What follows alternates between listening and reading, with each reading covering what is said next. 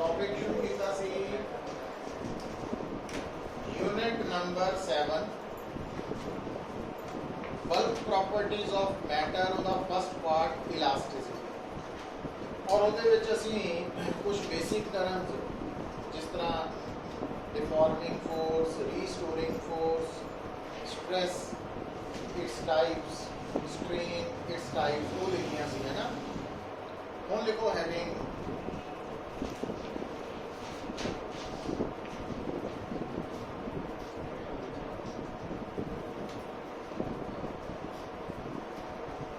stress, strain,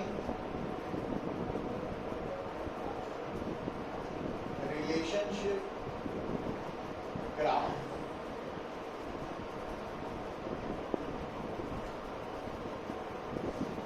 Stress, strain, relationship, graph.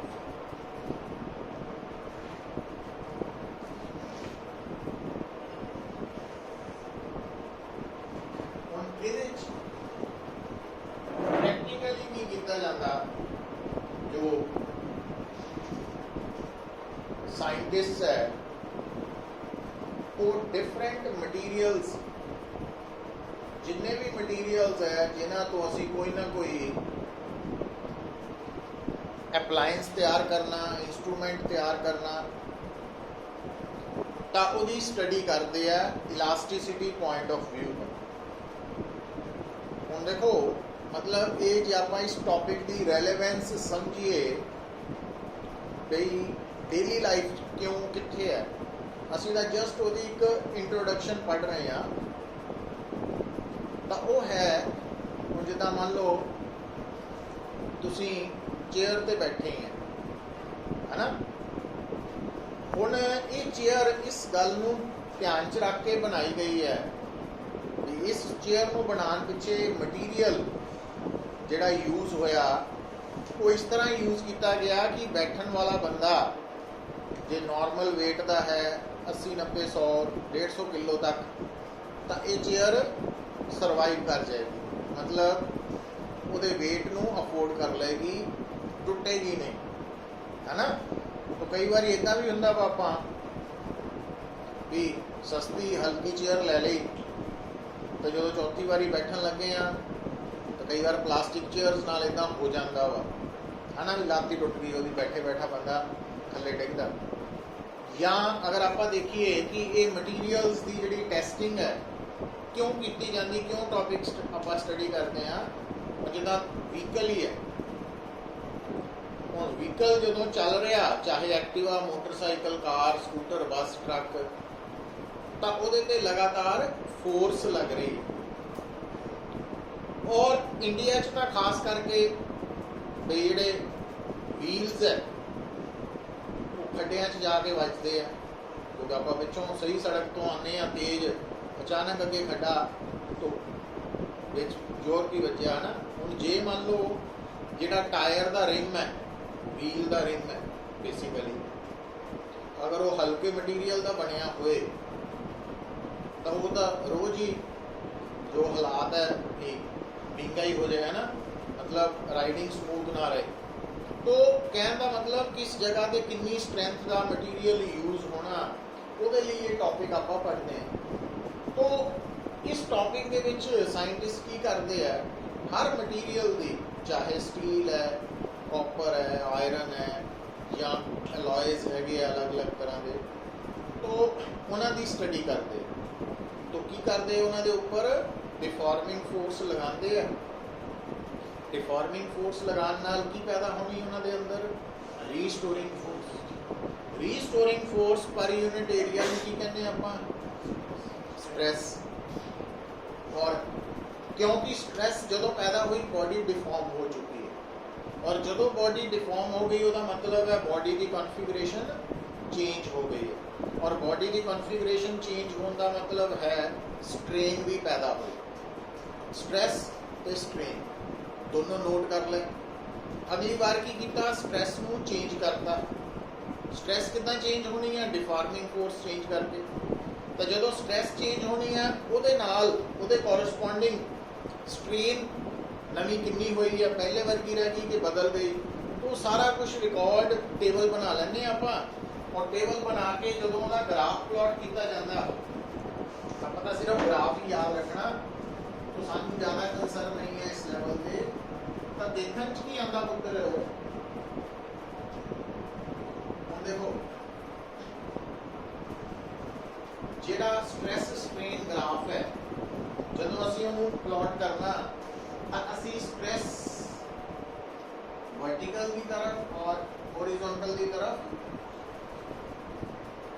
Strain the values plot करांगे, और stress note की ਉਹਦੇ कॉरस्पॉन्डिंग स्ट्रेन नोट करके एक पॉइंट मार्क कर लिया। एक पॉइंट है जो स्ट्रेस जीरो स्ट्रेन भी जीरो, फिर अगली स्ट्रेस के कॉरस्पॉन्डिंग स्ट्रेन वाला पॉइंट इतना आ गया। इतना असीं नोट करते गए करते गए करते गए,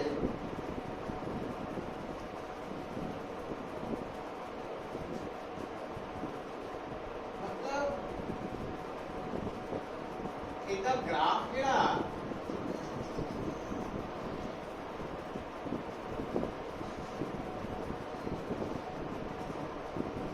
बहुत सारिया स्ट्रेस बहुत सारिया स्ट्रेन ਉਹਦੇ कॉरस्पॉन्डिंग जो नोट हुई, तो ये सारे पॉइंट्स ਨੂੰ ਜੇ ਅਸੀਂ मिला लीए तो ਅਸੀਂ ਕੀ देख रहे हैं,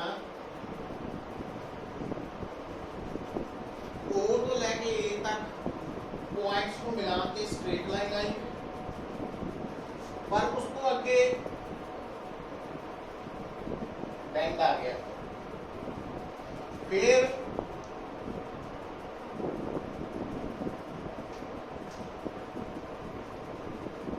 सॉलिड लाइन ही बना लेंगे, तो ग्राफ इस तरह की शेप का आ गया।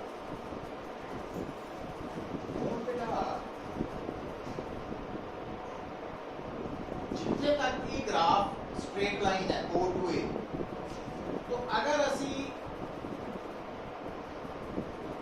A पॉइंट तक ग्राफ की शेप है स्ट्रेट लाइन, तो A तक अगर असी A के कॉरस्पॉन्डिंग देखिए भी A पॉइंट के ऊपर ग्राफ के ऊपर स्ट्रेस कितनी है, तो आ वाली जी स्ट्रेस है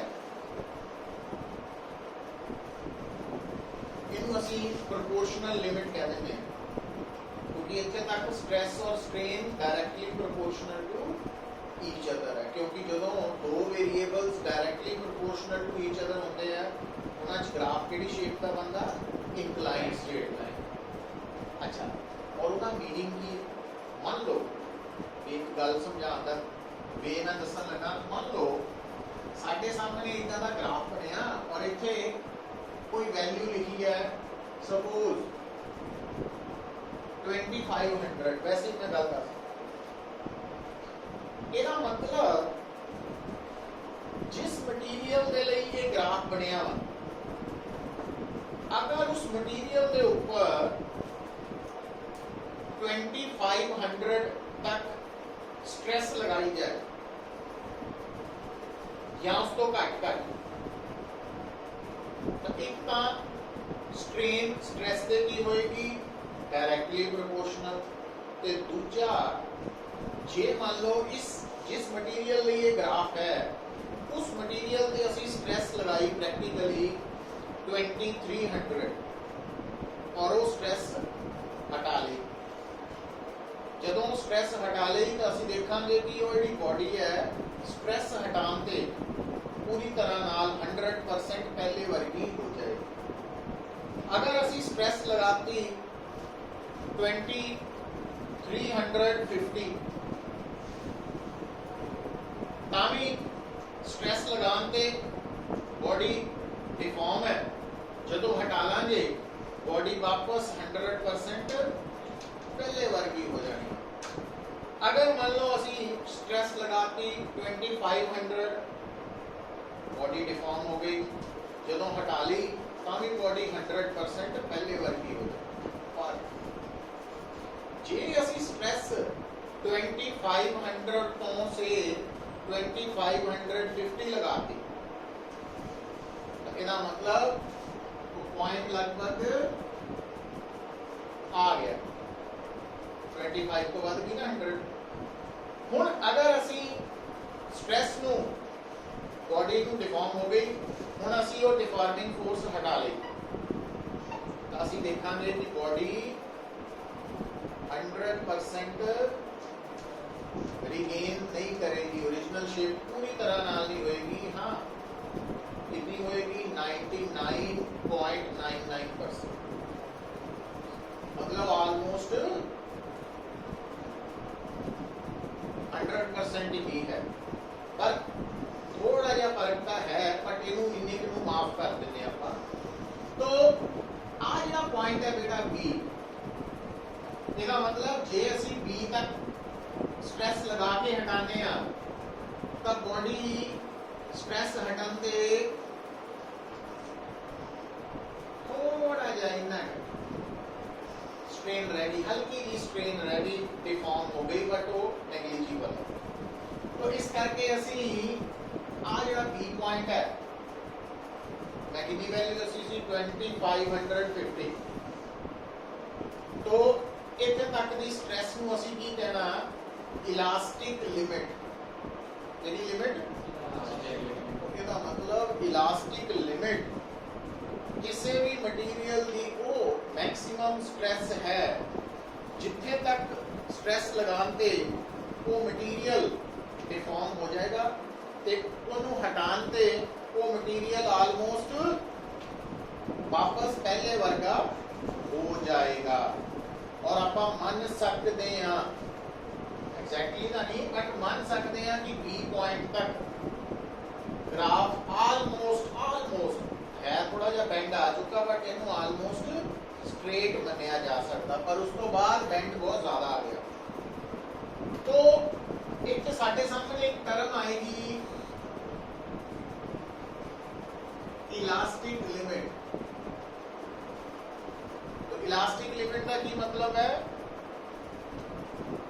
कि हर मटीरियल दे लई एक स्ट्रेस दी वो मैक्सिमम वैल्यू जिथे तक लगान ते मटीरियल ने की होना? डिफॉर्म, पर जिहदे हटान ते जिथे तक हटान ते मटीरियल ने की हो जाना? वापस ऑलमोस्ट पहले वर्गा हो जाना, तो उन्होंने असी कहने हैं इलास्टिक लिमिट। और इलास्टिक लिमिट दी वैल्यू डिफरेंट मटीरियल्स लई डिफरेंट है, कॉपर लई अलग, आयरन लई अलग, स्टील लई अलग, है ना? अलग अलग मटीरियल्स जिन्ने भी है उन्होंने इलास्टिक लिमिट डिफरेंट। बेटा उसको अगला क्वेश्चन की, अगर आप सी पॉइंट तो बाद की गल करिए कि अगर तुसी जेडी बॉडी ते स्ट्रेस लगाई है वो सी पॉइंट वाली वैल्यू तो ज्यादा करती है ना, बी तो भी ज्यादा करती,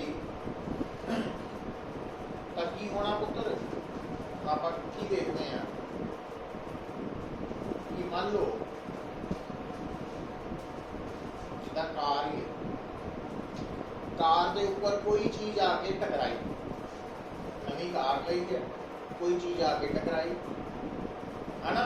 फटाफट बाहर निकले, भाई जिथे टकराई उत्थे देखा भी कुछ नहीं, कोई स्क्रैच नहीं पिया, कोई डेंट नहीं पिया, पर चीज टकराई सी। ਉਹਦਾ मतलब पता की है? ਉਹਦਾ मतलब यह है कि उस चीज के टकरान के नाल उस नवी कार के सरफेस से जिहड़ी स्ट्रेस पैदा हुई वो विदिन इलास्टिक लिमिट सी। भाई जदों टकराई तो हल्की जी वो बेंड हुई होनी है, तो जिदा ही वो फोर्स हटी वापस पहले वर्गी हो गई, तो सानू देखने वाले को लगा भी बचाव हो गया, है ना? इतना ना सुख का सा आया, कोई स्क्रैच नहीं पिया, कोई डेंट नहीं पिया, पर ये उल्ट भी हो सकता कि नवी कार कढ़ा के आए हैं तो किसी ने मार दी तो डेंट पै गया। वो डेंट पै गया मतलब परमानेंट डिफॉर्मेशन हो गई, परमानेंट डिफॉर्मेशन। ਉਹਦਾ मतलब की होया? ਉਹਦਾ मतलब ये होया कि ਜਿਹੜੀ टक्कर हुई जिस चीज की भी ਉਹਦੇ ਕਰਕੇ ਜਿਹੜੀ कार की बॉडी ਤੇ फोर्स लगी, वो फोर्स या वो स्ट्रेस की है इलास्टिक लिमिट तो ज्यादा वा, जिहदे करके ਜਦੋਂ फोर्स हट भी गई ਤਾਂ ਵੀ ਬੋਡੀ ਪੂਰੀ ਤਰ੍ਹਾਂ ਨਾਲ ਵਾਪਸ ਪਹਿਲੇ ਵਰਗੀ ਉਹ ਹੈ ਪਲਾਸਟਿਕ ਡਿਫਾਰਮੇਸ਼ਨ, ਜਿਹੜੀ ਉਹ ਪੱਕੀ ਡਿਫਾਰਮੇਸ਼ਨ ਹੋ ਗਈ ਪਲਾਸਟਿਕ।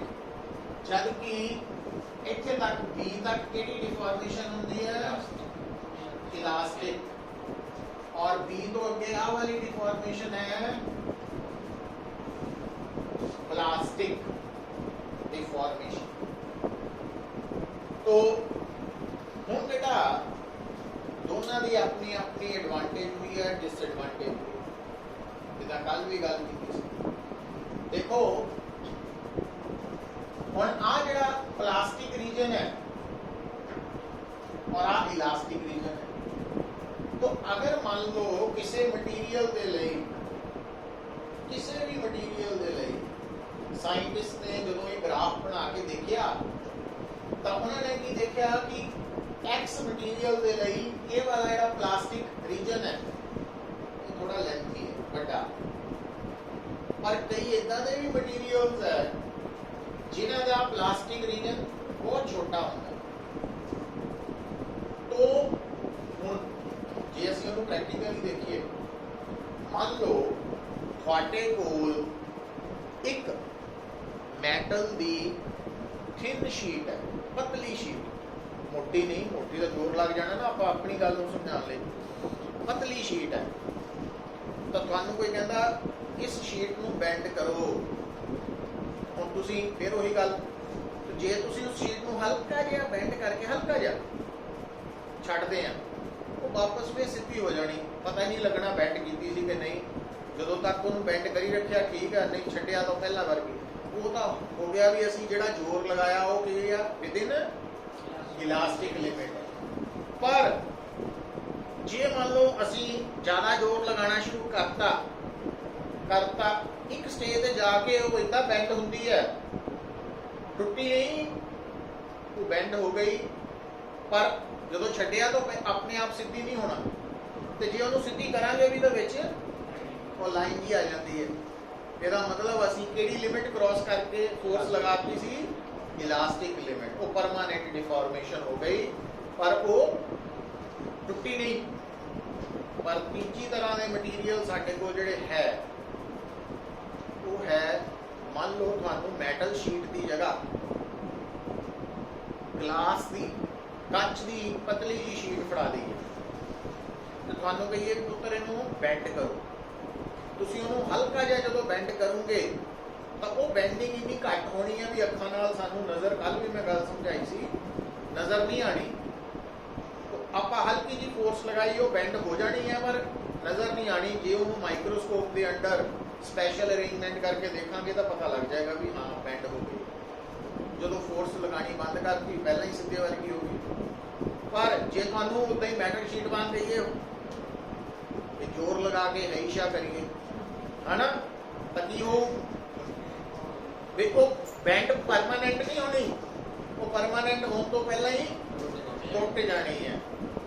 ਇਹਦਾ मतलब ਹੁਣ फर्क समझो, जी मैटल शीट है ना ਉਹਦੇ अंदर परमानेंट डिफॉर्मेशन पैदा की जा सकती है, पर ग्लास च नहीं। उन्हें फर्क कितों पता लगता? वो साइंटिस्ट कहते हैं भी ग्राफ तो पता लग जाना कितना, जेड़े मटीरियल्स दा प्लास्टिक रीजन लेंथी होएगा वो डक्टाइल मटीरियल्स है, वो मैटल वर्गे मटीरियल्स है डक्टाइल, जिन्हां दे अंदर परमानेंट डिफॉर्मेशन पैदा की जा सके उन्होंने टुटन तो पहला। पर जेड़े ग्लास वर्गे मटीरियल है उन्हों का प्लास्टिक रीजन बहुत छोटा होना, उन्होंने कहते हैं ब्रिटल मटीरियल्स, ब्रिटल। तो जेड़े ब्रिटल मटीरियल्स है उन्हों का प्लास्टिक रीजन बहुत छोटा होना, बहुत छोटा। तो मतलब ये जो ग्राफ है ये असी बहुत सारी इंफॉर्मेशन निकाल सकते हैं। एक है इलास्टिक लिमिट, इलास्टिक लिमिट पता लग जाएगी कि इस मटीरियल की बनी ऑब्जेक्ट पे जे स्ट्रेस की वैल्यू इलास्टिक लिमिट तो घट रखी जाए तो वो डिफॉर्म करेगा, पर उतनी देर तक जितनी देर तक डिफॉर्मिंग फोर्स लगी है। डिफॉर्मिंग फोर्स हटाते वो वापस ओरिजिनल कॉन्फ़िगरेशन रिगेन कर जाए। पर प्लास्टिक रीजन को की पता लगेगा कि परमानेंट डिफॉर्मेशन आ सकती है। और अगर प्लास्टिक रीजन लॉन्गर है तो वो मटीरियल्स ਨੂੰ ਕਹਿੰਦੇ ਆ ਡਕਟਾਈल मटीरियल्स, ਤੇ ਜੇ प्लास्टिक रीजन शॉर्टर है ब्रिटल मटीरियल्स कहते हैं। ठीक है, फिर अगली गल नेक्स्ट पार्ट की है, देखो हुण आ ਜਿਹੜਾ पोर्शन है, मान लो आप एक पॉइंट मार्क कर लिया A B C D E. हुण इत्थे स्टार बनाने का मतलब ये है कि ये ग्राफ दस रहा कि अगर ई पॉइंट दे कॉरेस्पॉन्डिंग इत्थे स्ट्रेस नोट की जाए तो उहनूं कहते हैं ब्रेकिंग स्ट्रेस। मतलब ब्रेकिंग स्ट्रेस की है कि ये स्ट्रेस उस वक्त मटीरियल पैदा हो गई जो मटीरियल टुटन लिए तैयार हो गया, बस टुटन लगा ही है, बस गया, समझ गए कि नहीं? वो है ब्रेकिंग स्ट्रेस। टुट गया मतलब बस अगले स्टेप पे इन्हें ब्रेक कर जाना वा, तो breaking stress.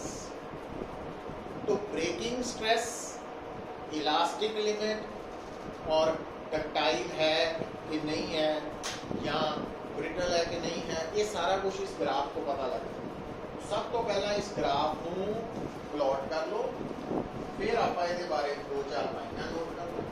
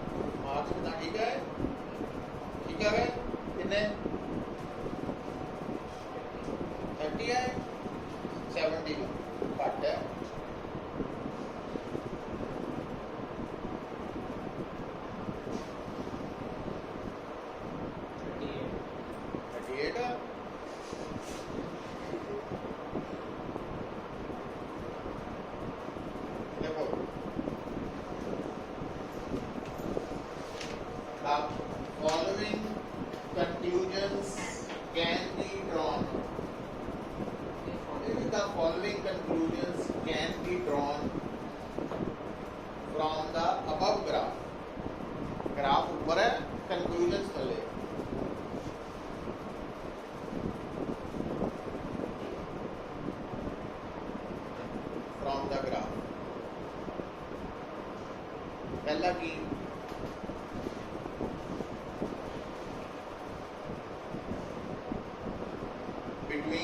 points O to A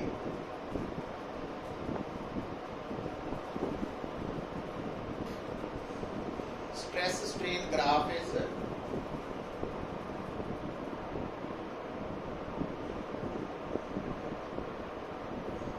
an inclined straight line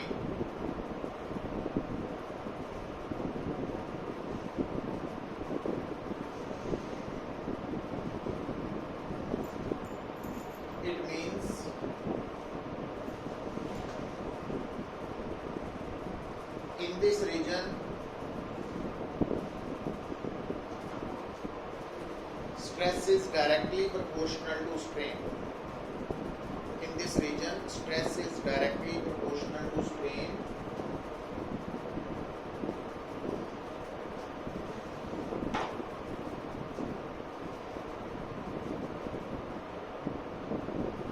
And the body will regain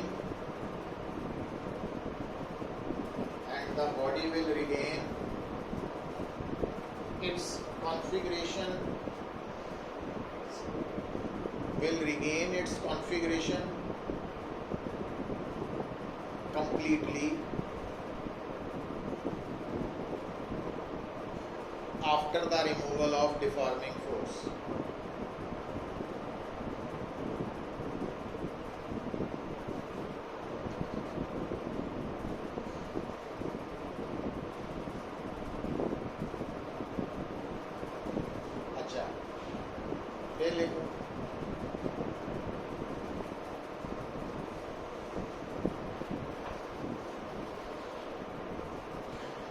Between points A and B, graph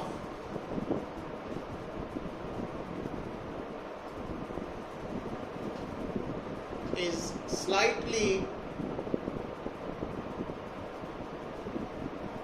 deviated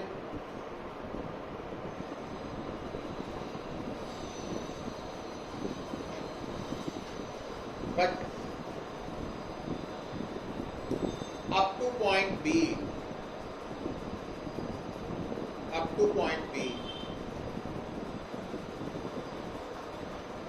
the body regains almost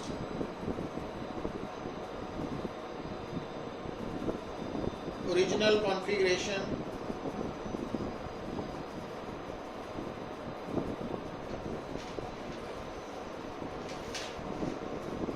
after the removal of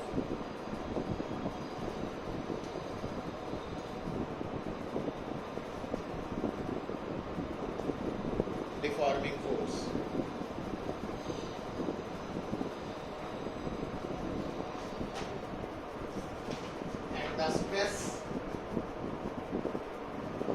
And the stress corresponding to point B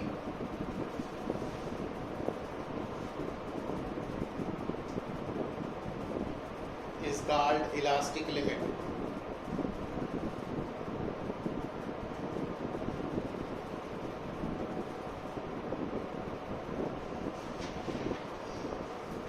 And within elastic limit,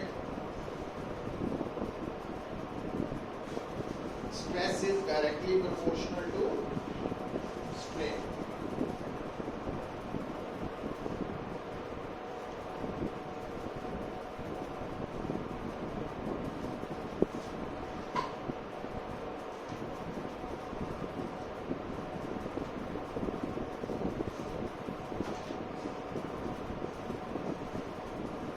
अगला लिखो, point C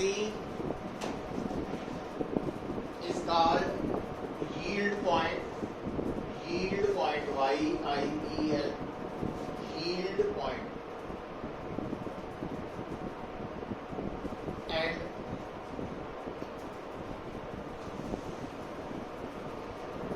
beyond this point permanent deformation is set.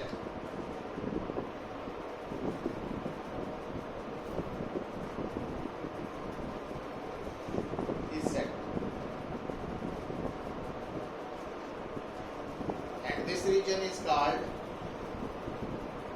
plastic region.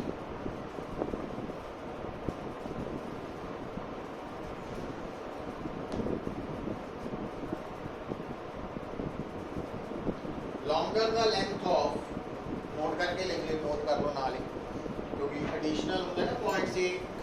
Longer the length of plastic region,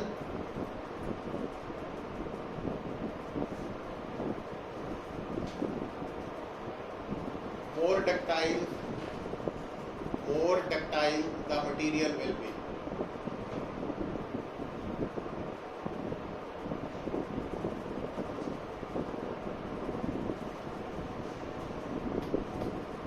For example, metals ductile है. The second point note कर लियो. हाँ, note जी second point star बना लो. When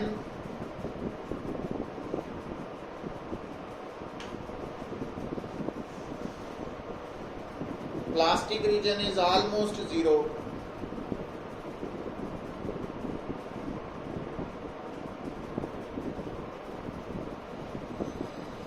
then the material is said to be brittle material.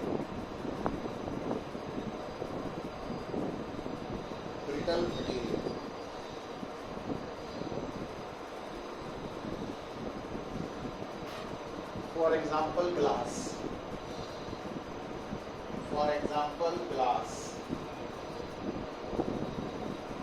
और अगला point लिख लो, note नहीं, पिछले वाले पॉइंट्स ऊपर.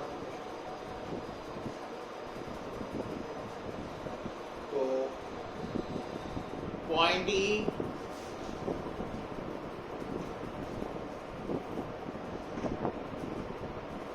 represents breaking stress.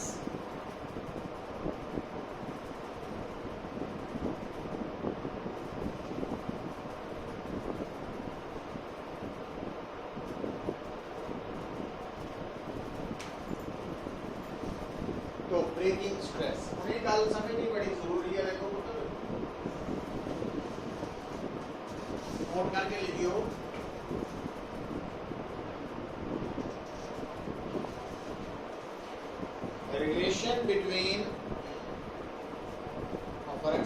relation between breaking stress and breaking force.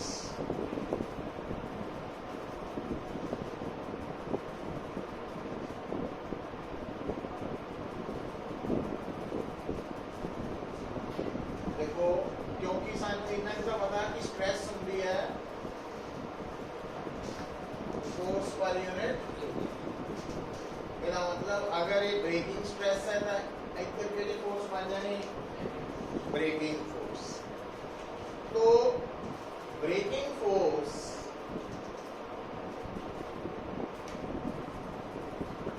Breaking stress into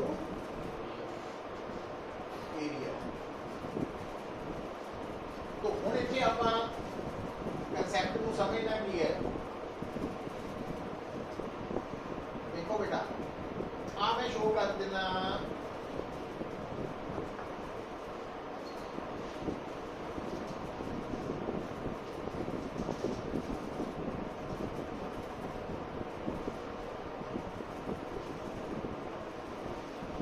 तीन कॉपर वायर्स है, पतली मोटी और मोटी है ना. ਇਹਦਾ एरिया घट है और ज्यादा होना है. तो अगर मैंने कोई तिना का मटीरियल सेम है तो जेडी ब्रेकिंग स्ट्रेस टर्म है, ब्रेकिंग स्ट्रेस वो नेचर ऑफ मटीरियल पे डिपेंड करती है. सिर्फ साइज से नहीं, थिकनेस पे नहीं, मोटाई पे नहीं, पर जेडी ब्रेकिंग फोर्स है वो एरिया पे डिपेंड करता है, डायरेक्टली प्रोपोर्शनल. मतलब तीनों वायर्स का मटीरियल की है सेम, तो तिन्ना दी ब्रेकिंग स्ट्रेस सेम है, पर तिन्ना दी ब्रेकिंग फोर्स डिफरेंट है। ज़्यादा कि हो जी सब तो मोटी। और ये गल याद रखने के लिए आप ये नीचे लिखो नोट करके, नोट के अगे नोट मतलब नोट होंगे हाईलाइट कर लेना कंसैप्चुअल प्रॉब्लम्स लिए या न्यूमेरिकल्स से कंसैप्ट पता होना जरूरी कि breaking stress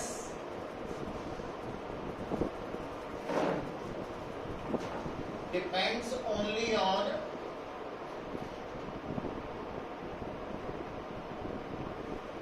material of body,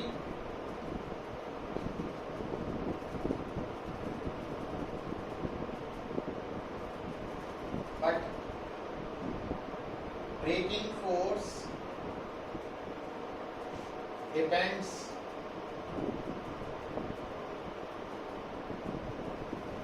both material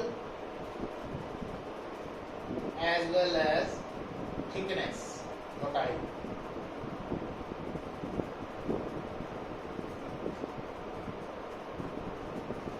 thickness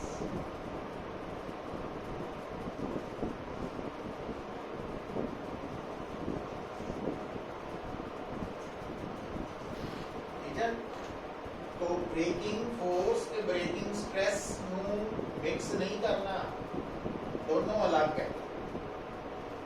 breaking force material की नेचर के नाल नाल थिकनेस पे भी डिपेंड करू डायरेक्टली प्रोपोर्शनल, जबकि ब्रेकिंग स्ट्रेस सिर्फ मटीरियल पे डिपेंड करू। क्लियर? अच्छा हम देखो बेटा हेडिंग लिखो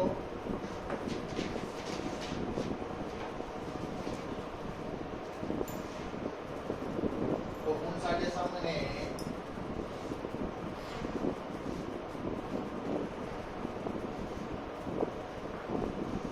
एक लॉ आएगा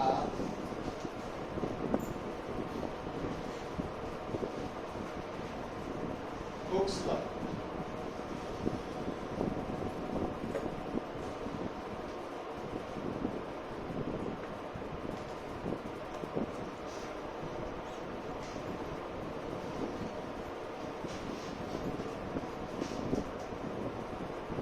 हुक्स लॉ की स्टेटमेंट इंपॉर्टेंट है, स्टेटमेंट लिखो। It states that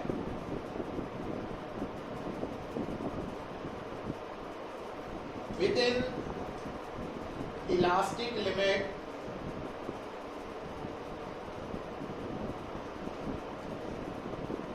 stress is directly proportional to strain,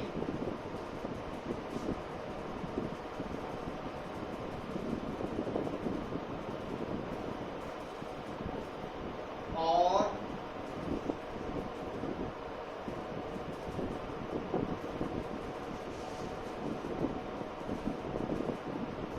stress is directly proportional to strain है, डायरेक्टली प्रोपोर्शनल टू स्ट्रेन है। प्रोपोर्शनैलिटी साइन ਨੂੰ ਖਤਮ ਕਰਨ ਲਈ ਅਸੀਂ ਕੀ ਲਿਖਤਾ E ਲਿਖਤਾ, और ਇਹਨੂੰ ਅਸੀਂ ਕੀ ਕਹਾਂਗੇ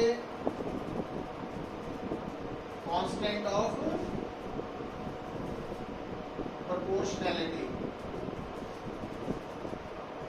and is called modulus of elasticity or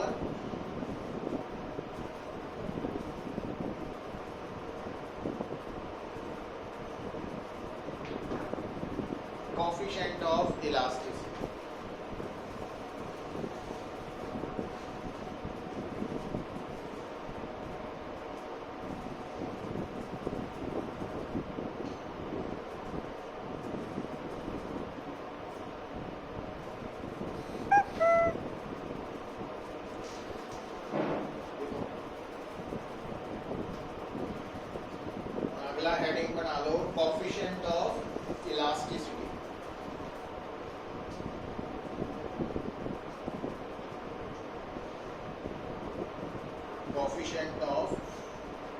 elasticity की लिखूंगे वो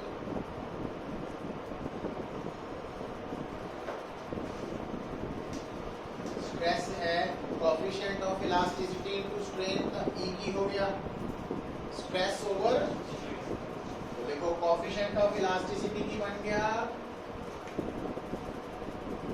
it is the ratio of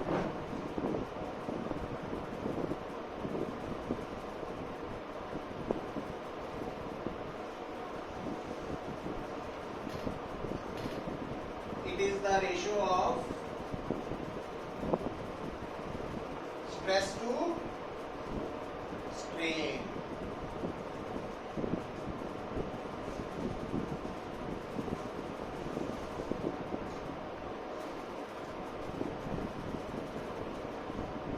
अच्छा फिर लिखेंगे स्केलर क्वांटिटी है ये तो कहे ना कि coefficient of elasticity scalar quantity अगर सानू कोई कहे एसआई यूनिट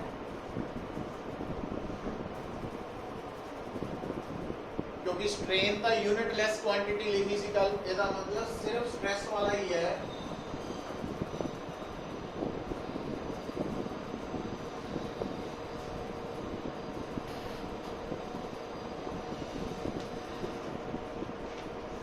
देखो बेटा हुन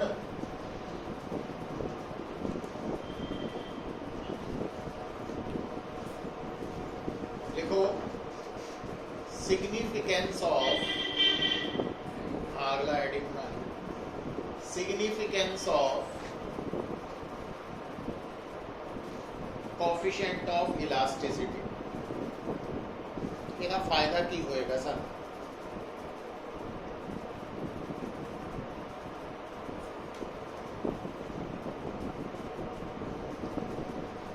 देखो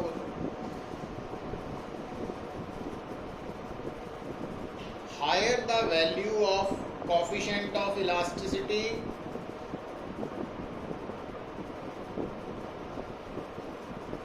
higher the value of coefficient of elasticity comma more elastic the material will be and vice versa more elastic the material will be and vice versa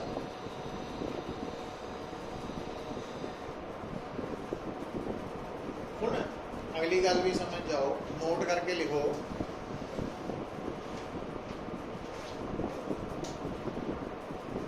अगर ना कोई सानू क्वेश्चन करे कि मान लो तुहाडे कोल एक रबर बॉल है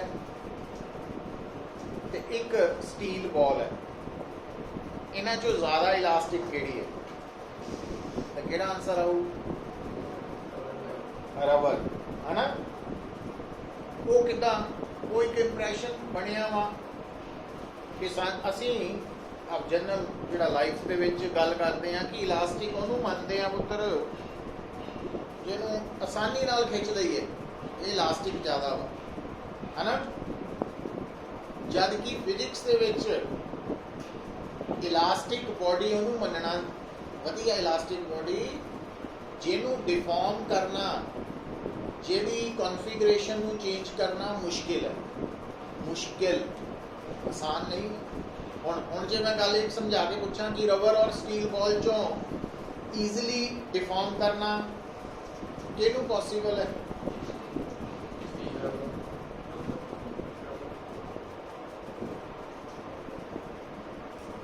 स्टील नकली है हैं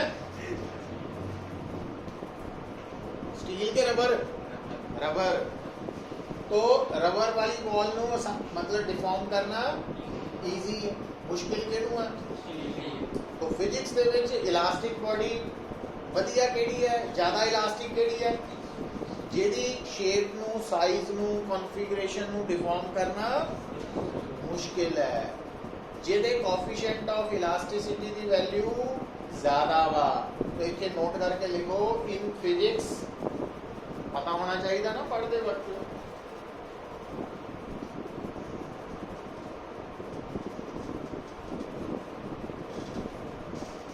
दैट मटीरियल और body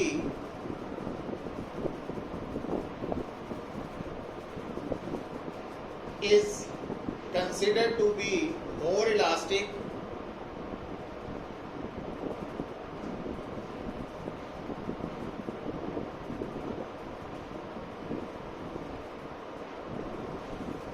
whose configuration is difficult to change, whose configuration is difficult to change, hard to change भी कर सकते हैं, hard to change है ना।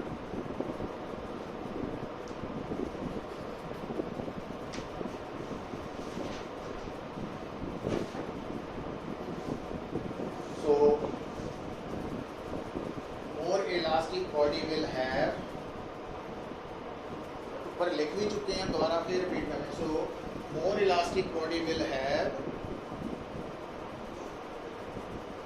higher value of its coefficient of, higher value of its coefficient of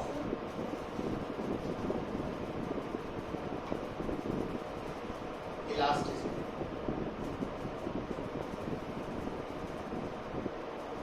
ठीक है, तो हुण इलास्टिक बॉडी केड़ी है, वो फिजिक्स पॉइंट ऑफ व्यू तो गल करनी जिहदा कोएफिशिएंट ऑफ इलास्टिसिटी दी वैल्यू ज्यादा हो, वो इलास्टिक है।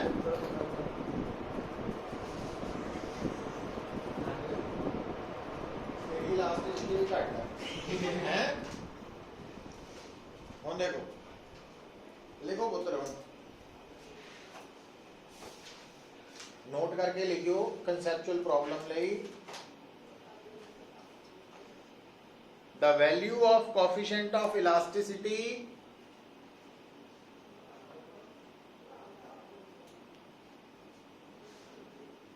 decreases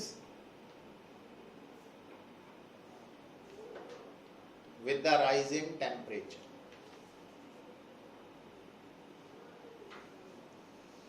with the rise in temperature। ਇਹਦਾ मतलब ਕੀ ਹੋਇਆ? with the rise in temperature मतलब मटीरियल ਦੀ ਇਲਾਸਟਿਸਿਟੀ ਘਟਦੀ ਹੈ, ਹਾਇਰ ਟੈਂਪਰੇਚਰ ਤੇ ਘਟ ਜਾਂਦੀ ਹੈ, ਲੋਅਰ ਤੇ ਜ਼ਿਆਦਾ ਹੁੰਦੀ ਹੈ। तो ਇਹ ਇਹਦਾ मतलब ਹੈ। ਹੁਣ ਲਿਖੋ ਹੈਡਿੰਗ, ਹੁਣ ਆਪਾਂ ਇੱਕ ਟਰਮ ਪਹਿਲਾਂ ਇੰਟਰੋਡਿਊਸ ਕਰੀਏ।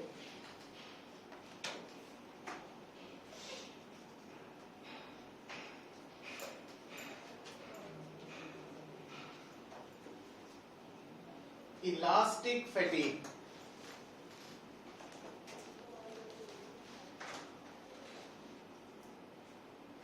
इलास्टिक फैटिग, फैटिग मींस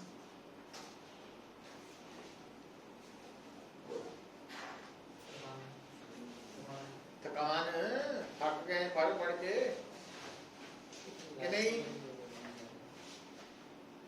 तुम्हें नहीं ना थकते, इस करके नहीं पता है। तो फैटिग, इलास्टिक फैटिग का की मतलब है कि देखो सानू लगदा किते भी असीं एक काम नूं कर करके थक जाने आ, और थकावट नाल कमजोरी आती, वीकनेस। जदों तुसीं सवेरे नींद तो उठदे आ है ना, तो फ्रैश होने जदों तो एनर्जेटिक लगता अपन। तो जे मान लो असी वाकई ही काम करते हैं, एक तो वेले रह के भी थक जाता बंदा, तो काम करते करते थक गए हैं तो थकावट हो गई, तो आप महसूस करते हैं भी थोड़ा कमजोर है, मतलब वो एनर्जेटिक उन्ने नहीं रहते है ना। तो ये सिर्फ साडे नाल ही नहीं, हर बॉडी नाल भी है, जी नॉन लिविंग है वो नाल भी होंदा। तो हुण कितना पता लगा, गल देखो। हुण मान लो तुहाडे कोल एक लोहे की ਪਤਲੀ ਜੀ ਤਾਰ ਹੈ ਐਗਜ਼ਾਮਪਲ ਲੈਣ ਲਈ। तो कई बार की होना वो जी लोहे की तार है पतली जी, तो जदों असी वेले बैठे हाँ उन्होंने आपां की कीता एक साइड नूं मोड़ता है ना, टुटी नहीं क्योंकि हाले वो एनर्जैटिक है, ताजी है। आपां उन्होंने एक पासे मोड़िया नहीं टुटी, तो क्योंकि वेले बैठे आपां दूजे पासे फिर उल्ट पासे मोड़ता, हाले भी नहीं टुटी। तो असी इदा तार नूं करना शुरू करता ना, कभी एक पासे फोर्स कभी दूजे पासे, इदा थोड़ी देर बाद वो टुट जाती। मतलब जदों आपां उहदे ते फोर्स लगा रहे हैं है ना, तां लगातार फोर्स लगाने नाल उहदी इलास्टिक स्ट्रेंथ घट रही है, वीकनेस आ रही है एक तरह की, और अल्टीमेटली वो ब्रेक हो गई, फटीग हो गई, थकावट नाल कमजोर हो गई तो टुट गई। तो इलास्टिक फटीग मटीरियल्स च भी एग्जिस्ट करती। तो इसे करके की हुंदा पुत्र भी आपां कई बार इंसीडेंट एक्सीडेंट्स होंदे देखते हैं, तो कई बार की हुंदा वा भी व्हीकल जा रहा, टू व्हीलर जा रहा है ना, ते ਉਹਦਾ अगला पहिया अलग हो जाता, क्योंकि वो लगातार फोर्स लगन नाल वो वीक हो गया, एक स्टेज पे आके इन्नी फोर्स लगी कि वो टुट ही गया।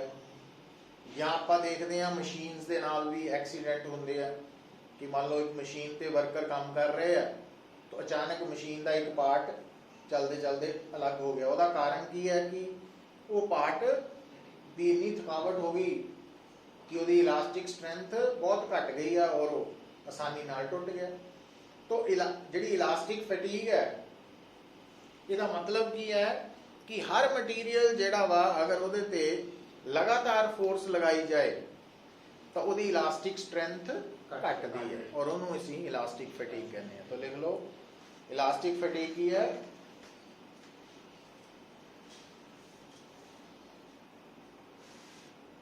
when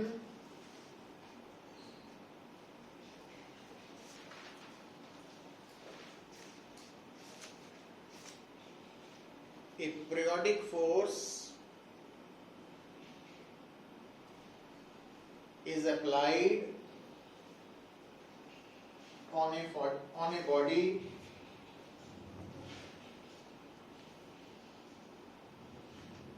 for a longer time interval,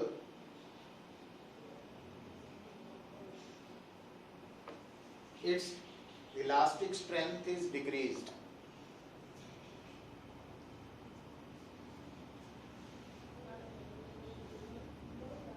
and it may break. This effect is called elastic fatigue.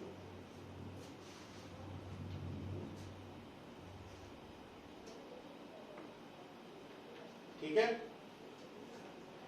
हुण इलास्टिक फटीग का कंसैप्ट बेटा देखो भाई, हर building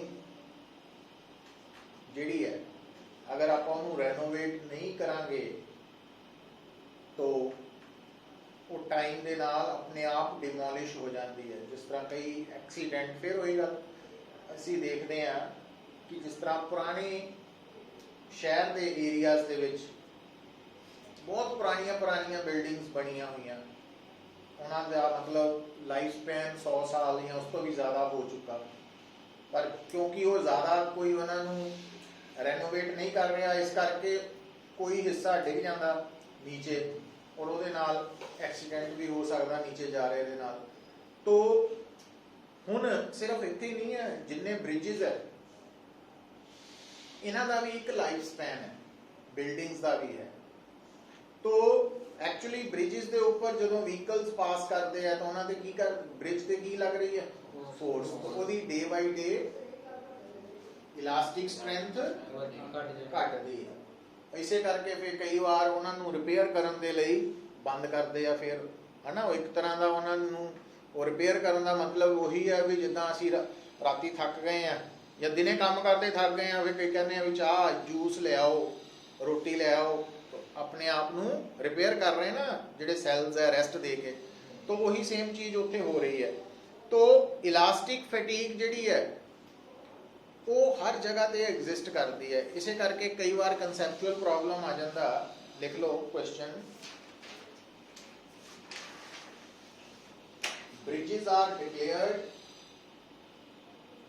unsafe after their long use. Bridges are declared unsafe after their long use. After their long use.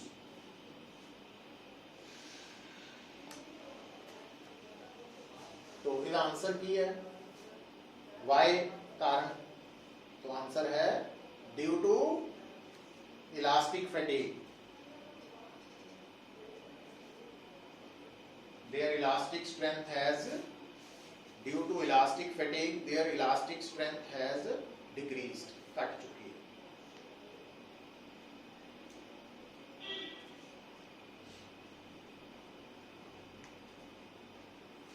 ठीक है, तो ये conceptual problem ਲਈ ਇੱਕ ਨੰਬਰ ਲਈ ਆ ਸਕਦਾ ਹੈ। ਤੇ ਲਾਸਟ ਲਿਖ ਲਓ, ਕਿੰਨਾ ਟਾਈਮ ਹੈ? 5 ਹੋਏ ਆ, ਹੋ ਗਏ। ਚਲੋ ਫਿਰ तो हेडिंग लिख लो, कल करांगे आदि पहला elastic after effect. Elastic after effect